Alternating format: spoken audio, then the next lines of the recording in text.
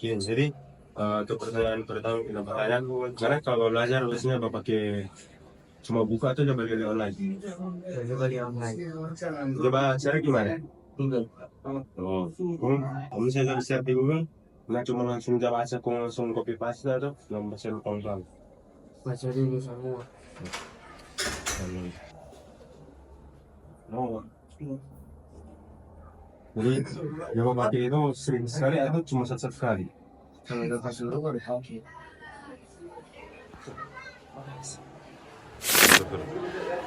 Perkenalkan nama dulu. Nama saya Petra, Kelas. 7A. Nah, jadi ngapain kesulitan pas belajar itu apa? Matematika. Matematika. Hitung. Bahasa Inggris? Bahasa Inggris lumayan. Tahu. Tahu. Tapi sumber belajar dia dapat di mana? Google. Ada pakai AI atau sumber belajar lain? Kasih. Perkenalkan nama.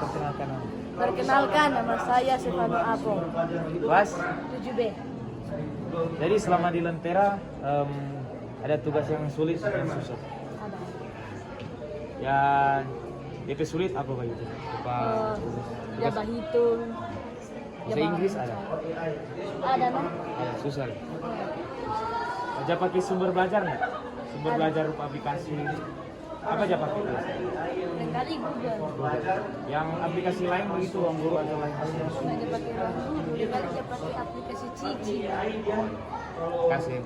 Dalam tahun-tahun belakangan ini, teknologi telah mengalami banyak perkembangan dan inovasi yang dalam kurun waktu yang sangat singkat. Pesatnya perkembangan teknologi ini otomatis mendorong perkembangan gawai juga.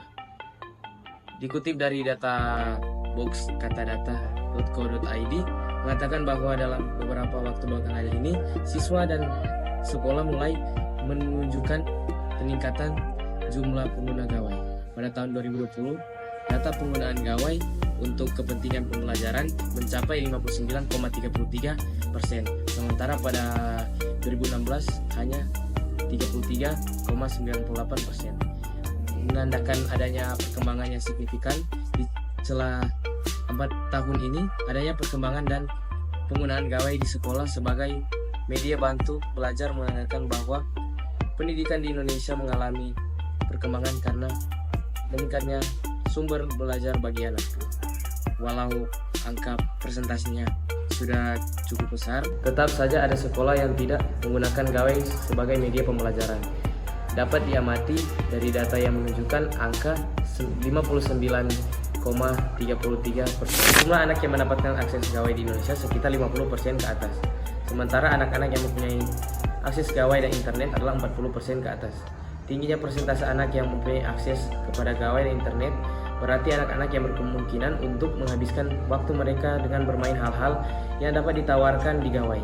Salah satu alasan kenapa anak-anak dapat menghabiskan waktu mereka dan bermain game gawai adalah karena mereka tidak menemukan hal lain yang menarik perhatian mereka di dalam gawai itu. Padahal dengan luar biasanya perkembangan teknologi ini, gawai dapat menjadi sarana menambah ilmu bagi anak.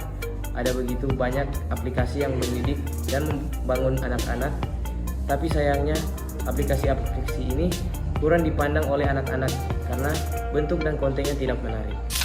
Aplikasi-aplikasi belajar kini telah banyak bermunculan di App Store dan Play Store, sehingga tidak mungkin kalau anak-anak tidak melihat aplikasi-aplikasi yang berguna ini. Hanya saja mereka tidak tertarik dengan hal-hal yang berbau pelajaran karena membayangkan ketidaksenangan mereka saat dipaksa belajar di sekolah. Kurangnya fitur dan hal yang menarik ditawarkan aplikasi juga menjadi salah satu alasan kenapa anak-anak tidak tertarik dengan aplikasi-aplikasi belajar.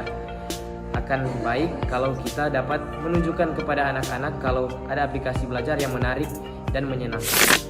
Dalam beberapa waktu belakangan ini, aplikasi-aplikasi belajar mulai menyuntikkan hal menarik ke dalam konten mereka.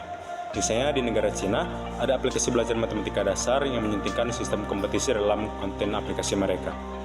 Walaupun materi yang dibahas masih mendasar, itu tidak menjadi hambatan, karena target pengguna yang direncanakan sudah tepat dan hal yang ditawarkan jauh melampaui kekurangan yang dimiliki itu. Menurut penelitian diupload di situs Science Direct, anak-anak akan lebih mudah memahami dan menerima suatu pembelajaran bila pembelajaran ini disampaikan dalam bentuk game. Sehingga semakin jelas kalau sebuah aplikasi belajar harus menunjukkan sesuatu yang berbeda dan dapat menjadi sesuatu yang unik dibandingkan aplikasi belajar yang lainnya. Dari hasil wawancara yang dilakukan, ternyata masih banyak siswa-siswa SMP yang mengalami kesulitan dalam proses pembelajaran. Salah satu pelajaran yang menjadi kesulitan adalah English. Ini disebabkan kurangnya menggunakan aplikasi belajar atau sumber-sumber belajar lainnya. Selain itu, mereka kesulitan dalam motivasi belajar dan sumber belajar yang mereka gunakan, sedikit informasi, serta aplikasi yang kurang seru untuk digunakan. Sehingga menjadi kesulitan dalam proses pembelajaran setiap siswa di SMP yang telah diwawancarai. Aplikasi yang baik untuk pembelajaran bahasa Inggris yang kami sarankan adalah Follow. Aplikasi ini berguna bagi pelajar yang ingin fasih dalam berbahasa Inggris. Aplikasi ini menyediakan fitur yang esensial untuk membantu dan mendorong kemampuan belajar bahasa Inggris anak. Mulai dari mendengarkan kata demi kata, kemudian bagaimana cara menulis dengan baik, lalu bagaimana cara untuk mengucapkan kata dan kalimat yang benar. Cara penyampaian konten di aplikasi ini juga cukup menarik. Dengan adanya cerita-cerita dan alur yang jelas, maka pelajar dapat lebih memahami konteks suatu percakapan dengan baik. Cara belajar anak dan apa yang digunakan mereka untuk belajar memang sangat mempengaruhi kualitas anak. Adanya dukungan dari gawai dan aplikasi-aplikasi belajar yang semakin berkembang juga menjadi salah satu alasan kenapa anak-anak mampu mencapai standar intelektual yang telah ditetapkan dalam kurun waktu yang cukup singkat pula. Tapi, masih perlu bantuan dari orang tua, supaya mereka dapat memastikan bahwa anak-anak mereka benar-benar belajar, dan tidak hanya memakai gawai untuk hal-hal yang tidak berguna. Sehingga, penting bagi kita untuk memastikan bagaimana anak-anak menggunakan gawai, karena itu menjadi hal yang penting untuk diperhatikan.